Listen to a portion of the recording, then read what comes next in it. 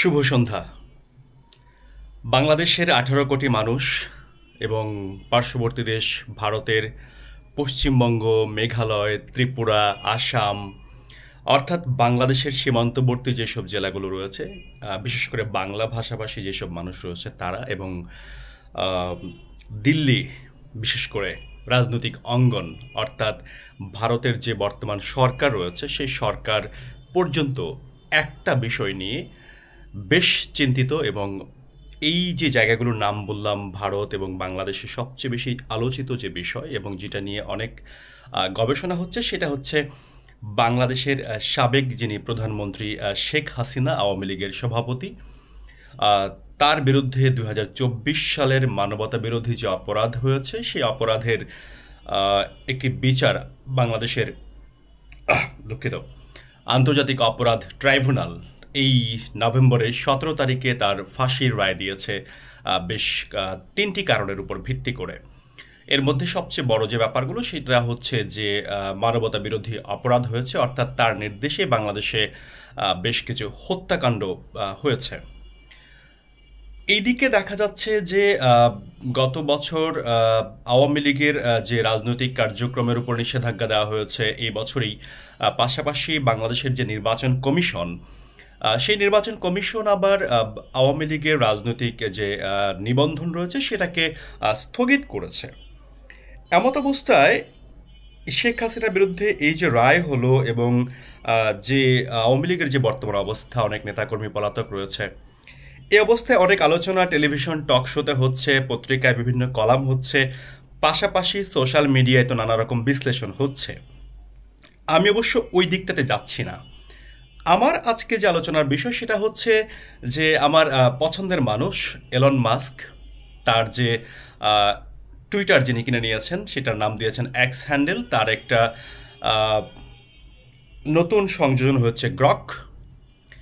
গ্রককে আমি প্রশ্ন করেছিলাম, যে প্রশ্নটা আমি গ্রককে করেছিলাম সেটা হচ্ছে যে গ্রক চলতি মাসের ১৭ নভেম্বর বাংলাদেশের আন্তর্জাতিক অপরাধ ট্রাইব্যুনাল সাবেক প্রধানমন্ত্রী শেখ হাসিনার ফাঁসি রায় দিয়েছে।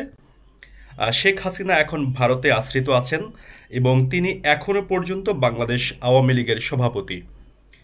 আওয়ামী লীগের রাজনৈতিক কার্যক্রম নিষিদ্ধ করা হয়েছে এবং বাংলাদেশের নির্বাচন কমিশন আওয়ামী লীগের নিবন্ধন স্থগিত করেছে।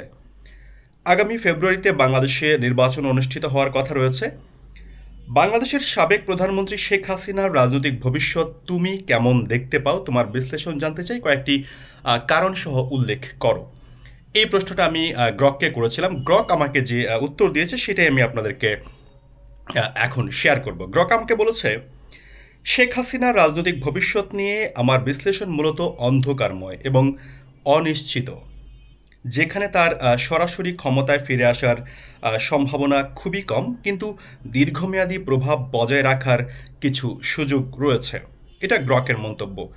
২০২৫ সালের ১৭ নভেম্বর আন্তর্জাতিক অপরাধ ট্রাইব্যুনাল ফাঁসির রায়, আওয়ামী লীগের কার্যক্রম নিষিদ্ধকরণ এবং নিবন্ধন স্থগিতের মতো ঘটনাগুলো তার রাজনৈতিক পথকে প্রায় অবরুদ্ধ করে দিয়েছে। এটা হচ্ছে গ্রকের প্রাথমিক বিশ্লেষণ। গ্রক আমাকে কিছু কারণ দিয়েছে, সেই কারণগুলো আমি আপনাদেরকে শোনাচ্ছি। সরি। গ্রক আরও বলেছে, তবে ভারতে আশ্রয়প্রাপ্ত অবস্থায় তিনি এখনও পার্টির সভাপতি হিসেবে প্রভাব বিস্তার করতে পারেন এবং ২০২৬ সালের ফেব্রুয়ারি নির্বাচনের আগে পরিস্থিতির পরিবর্তন তাকে পরোক্ষভাবে সক্রিয় রাখতে পারে। কয়েকটি প্রধান কারণ আমার বিশ্লেষণের সারাংশ দিলাম। আমার বলতে আমি গ্রকের কথা বলছি, গ্রক আমাকে এটা বলেছে। ১ নম্বর কারণ হিসেবে গ্রক আমাকে যেটা দেখিয়েছে সেটা হচ্ছে আইনি বাধা এবং ফিরে আসার যে অনিশ্চয়তা, সেটা নিয়ে তিনি বলেছেন। যেটা হচ্ছে যে গ্রক বলছে যে ফাঁসির রায় হলেও এটি তার বাংলাদেশে ফিরে আসার পথকে প্রায় অসম্ভব করে তুলেছে। আপিলের সুযোগ থাকলেও ভারতের সঙ্গে ডিপ্লোম্যাটিক সম্পর্কের কারণে তার ফিরে আসার সম্ভাবনা খুব কম। ভারত সাধারণত রাজনৈতিক শরণার্থীদের ফেরত পাঠায় না। এতে তার রাজনৈতিক ক্যারিয়ার আটকে যাবে, কারণ কোনো নেতা বিচারাধীন অবস্থায় নির্বাচনে অংশ নিতে পারেন না। ফলস্বরূপ তার ভবিষ্যৎ মূলত এক্সিল ভিত্তিক হবে, যা ক্ষমতায় ফিরতে বাধা দিবে। দুই নম্বর কারণ হিসেবে গ্রক যেটা বলেছে সেটা হচ্ছে আওয়ামী লীগের দুর্বলতা এবং নির্বাচনী অংশগ্রহণের অভাব। ২০২৫ সালের মে মাসে নির্বাচন কমিশনের নিবন্ধন স্থগিতকরণ এবং কার্যক্রম নিষিদ্ধকরণের ফলে পার্টি ২০২৬-এর যে ফেব্রুয়ারি নির্বাচন সেটাতে অংশ নিতে পারছে না। এতে শেখ হাসিনার প্রভাব কমে যাবে, কারণ পার্টি ছাড়া তার রাজনৈতিক ঐতিহ্য বজায় রাখা কঠিন হয়ে যাবে। যদিও তিনি ভারত থেকে পার্টি পরিচালনা করছেন এবং সমর্থকদের ভোট বয়কটের আহ্বান জানিয়েছেন, মোহাম্মদ ইউনূসের নেতৃত্বে যে নির্বাচন হবে সেটাতে তার অধীনে ও দমনের কারণ হতে পারে। অর্থাৎ শেখ হাসিনা বলেছেন যে ইউনূসের অধীনে যে নির্বাচন হবে সেটা তার ভোটাররা বা তার সমর্থকরা যেন বয়কট করে।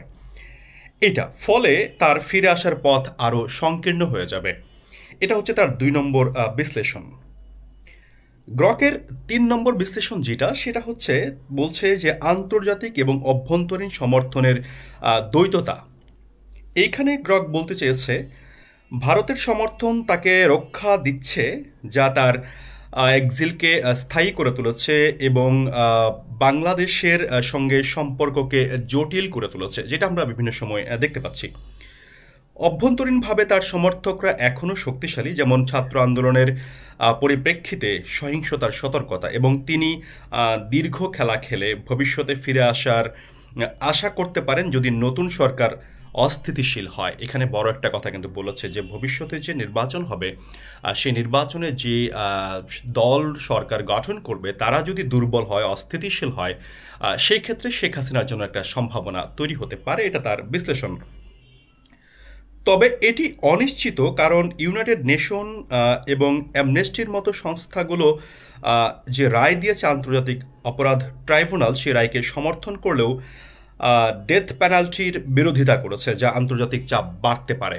অর্থাৎ এই সরকারের উপরে, বর্তমান যে সরকার এবং ভবিষ্যতে যে সরকার আসবে তার উপর অ্যামনেস্টি ইন্টারন্যাশনাল এবং ইউনাইটেড নেশনের যে চাপ বাড়তে পারে, কারণ তারা মৃত্যুদণ্ডকে তারা সমর্থন করে না।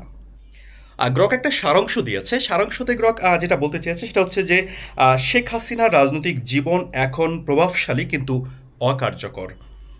তিনি এক্সিল থেকে প্রতিবাদ চালিয়ে যাবেন, কিন্তু ক্ষমতায় ফিরে আসার জন্য বড় ধরনের পরিবর্তন, যেমন পার্টি ব্যান তুলে নেওয়া বা নতুন জোট, এগুলো দরকার। এটি বাংলাদেশের রাজনীতিকে আরও বিভক্ত করবে। এই ছিল গ্রকের কাছে আমার প্রশ্ন এবং গ্রকের বিশ্লেষণ। আমরা যেহেতু প্রযুক্তি নির্ভর হয়ে গেছি, যেহেতু আমাদের অনেক সুযোগ রয়েছে প্রযুক্তি থেকে তথ্য নেয়ার, সেই ক্ষেত্রে আমার কাছে মনে হলো যে নানান বিশেষজ্ঞদের কাছ থেকে তো নানা রকম কথাবার্তা শুনেই থাকি, তাহলে প্রযুক্তির কাছ থেকে একটু সহযোগিতা নিয়ে শুনি যে প্রযুক্তি আসলে কি বলতে চাচ্ছে বা তার বক্তব্যটা আসলে কি। এই ছিল আজকের টপিক। নিশ্চয়ই আগামীতে আরেকটা গুরুত্বপূর্ণ টপিক আমি গ্রককে জিজ্ঞেস করব। সেই গ্রকের যে মন্তব্য বা তার যে বিশ্লেষণ বা তার যে বক্তব্য, সেটা আমি আপনাদের সঙ্গে আবার শেয়ার করব। সে পর্যন্ত ভালো থাকবেন। খোদা হাফেজ, আবারও শুভ সন্ধ্যা।